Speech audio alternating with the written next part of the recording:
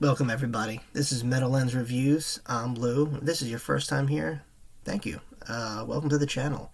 Hope you like what you see. I try to have enough material for everybody. So, if you get a chance, keep scrolling down. Maybe you might find something you like. But if you made it this far, please do me the favor of like, comment, subscribe. It really helps me spread this channel out to the masses and provide you guys with more stuff to watch. So, guess what? I saw Dune 2 tonight, and it was a worthy, almost 3-hour long film. It was like 2 hours and something, but yeah. There wasn't a moment to say I was bored. It kept me focused the whole time. I saw it in a small independent theater. I wish I could have seen it in IMAX, but it was kind of a time thing. I don't get that many days off, and I'd rather see it in a theater, regardless of the quality, than stream it. You know what I mean? But phenomenal film. I don't know if you guys, I might be preaching to some people that have no idea what Dune is. Our parents, not all of you, but some of you, grew up in an era where movies like Star Wars were new, or Star Trek, or Aliens, or Terminator, right? And it was the most phenomenal, mind-blowing thing. Maybe the 80s, maybe you guys saw The Abyss and was like, what? James Cameron is a brilliant director. Maybe Avatar is, that movie that kind of opens the minds and, really appreciates film. And not to take it away, but, there's a lot of films that, in regards to the sci-fi anyway, could really remove you from reality and give you some, sense of, disbelief and, that escapism that you need. Because, let's face it, reality is a little harsh right now. So we need that release, and this is it. So real quick, Dune, the story pretty much is set so many years into the future, and it's this house. But think of like how, Roman families had houses, Caesar's, Augustus, yada. So this is House Atreides, and they kind of, accept this stewardship, this governing role on this desert planet called Arrakis. And Arrakis is filled, it's a desert planet, so think of like the Middle East, right? But the sand has this stuff called spice, and it's like really valuable. It's kind of like oil, but not. It's the value of oil, but it has a different purpose. It's like a drug that opens the mind. It does a lot of things. It's very valuable, so they want to kind of harvest this. And then you enter these other people who remind me of the Empire. Now, we all know the Empire from Star Wars. Very, fascist regime kind of like, feel to them. Had their own purpose. The Harkin, I believe they're called. And they just, they come up with a plan to eliminate the Atreides house, and they do, except for 2 people. The Paul Atreides, which is like the son of the king, and his mother, who happens to be pregnant. They get taken in by the Freemen, which are like the rebels, pretty much, on this desert planet, and get taught their ways. Now let's enter the second one. So the Harkin are full in control, and they're trying to harvest, but the Freemen, like rebels, keep messing up their plans. And there's a lot of stuff going on. I'm not going to go into full detail. This isn't so much as a review, but more of an appreciation and, kind of my thoughts on the film. The visuals, top quality. Like I said, everything about this film, from the storyline, like the storyline, what I loved about it, this little went more in depth. So, we pick up kind of where the other one left off. Paul Atreides is getting accustomed to these, freemen, these, people of the desert. And some take him as a messiah figure, the Mahdi, I believe. And you'll notice the people of the desert have a very Middle Eastern, Arabic, North African feel. And I believe that's what the original writer was pushing towards, or he got influenced by that and incorporated that in. It's very, even how they pray, it's very Islamic, very Arabic culture centered, and I think that's cool. I think it's a great touch, and it separates these groups of people, where the Harkin are more kind of, flat. Even the Keller schemes, like it's very black and white. When it gets to the Harkins, very steel cold. They all look the same. They're like bald, pale white, very, just, to the point. Where the rebels are more colorful, all walks of life. Some are more religious than the others, but they, somehow survive. Water is very bodily functions are very important.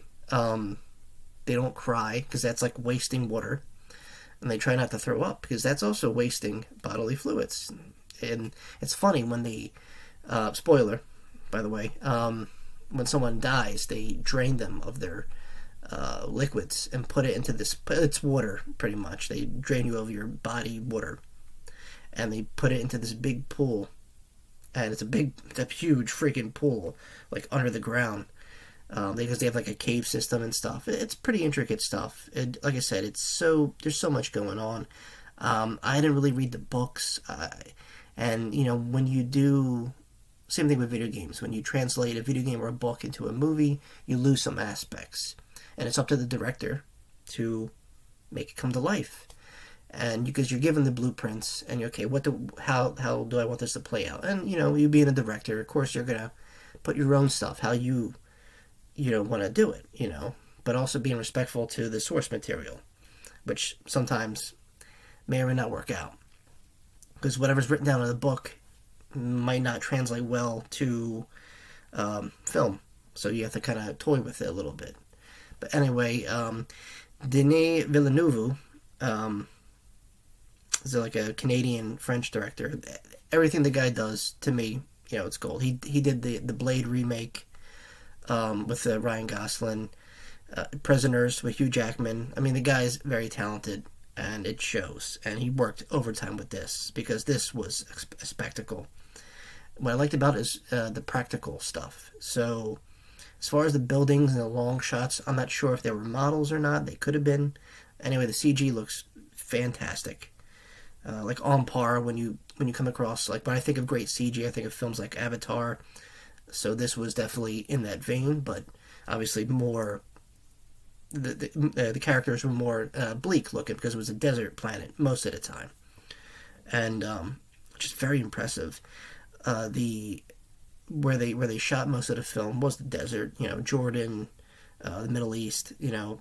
Obviously all those places that they were allowed to film in. I forgot the rest of them. I know the bulk of it was in the Middle East, and it shows. And the sands look like oceans, because it's so thick, but you could almost kind of feel it, The visuals are impressive, even if you don't really grasp the story that much. I think you'll be impressed just by the scenery alone, how you could tell everyone apart. So anyway, back to the story. Paul Atreides, he gets, he's doing so well with this tribe of people. They give him a name. I don't want to spoil too much or mispronounce anything. I just, like I said, this is just my thoughts and opinions on it. So anyway, he starts going native, but at the same time, he's getting these visions, and his mom at this point becomes like a, really important figure, like this revered mother, pretty much. She goes through this ritual. Now, mind you, she's pregnant, and she's actually in communication with the fetus, which is interesting. So yeah, she becomes this head figure kind of role, this motherly role, but she runs with it. You know what I mean? She starts kind of deviating her own plan. Well, Paul is like all gung-ho about being a rebel. He finds love. The actress Zendaya plays a great role in this, and they kind of buddy up, her and Paul, and you see their dynamic. It's standoffish at first, but then they kind of fall in love. As the movie progresses, more deals are cut, more bodies are piled up, and the action, when it's on screen, it's incredible. Now, Paul, keeps being referred to as the Mahdi, the Prophet, the Messiah, and he kind of gives it the cold shoulder, but he gets kind of pushed into this role, and at some point in the movie, he starts to believe it.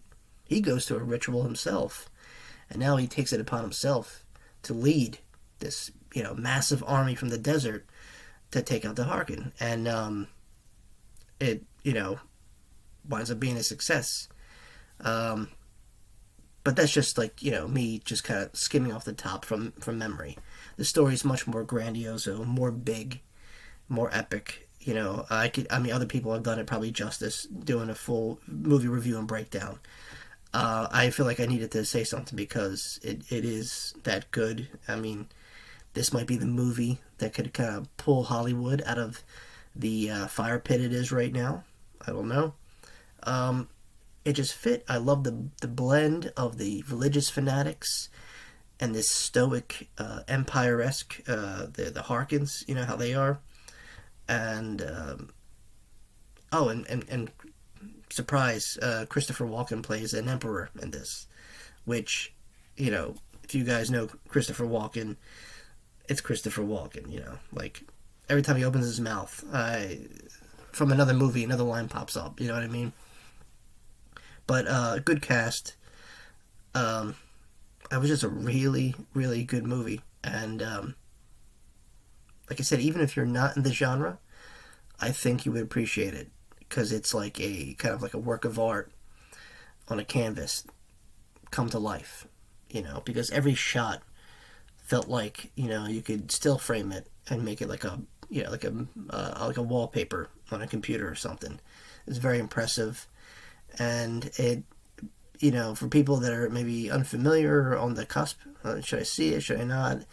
Think of two, good movies like Lawrence of Arabia and Star Wars and put them together. There you go. But, yeah, fantastic film. It's a long one. There are scenes of dialogue, but it's all stuff to get you hyped up for the action scenes.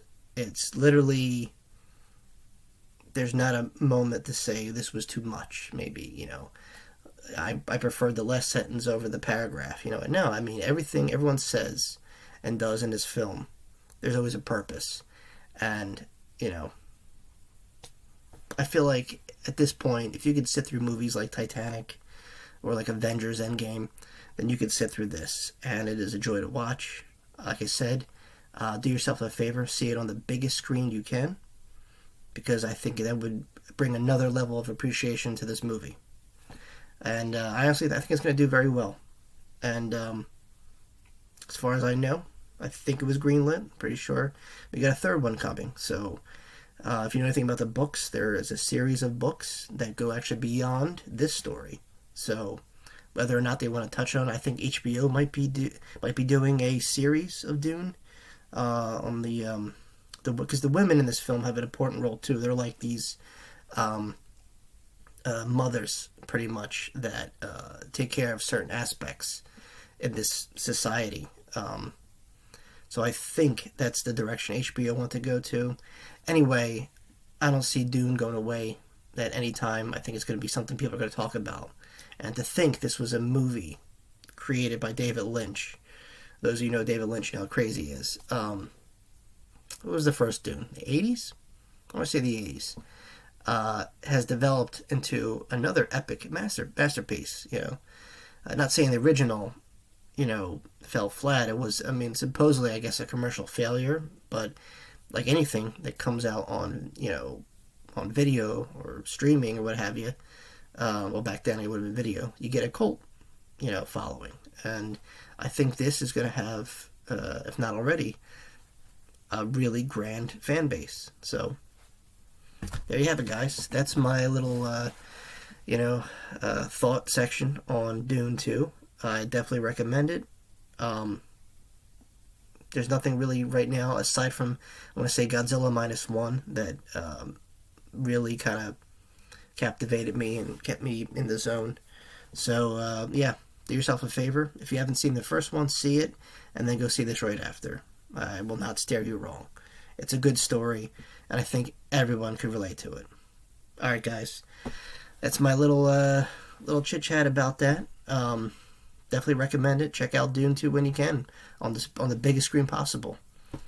Alright, guys. If you made it this far in the video, thanks for watching. Please like, comment, subscribe if you haven't already.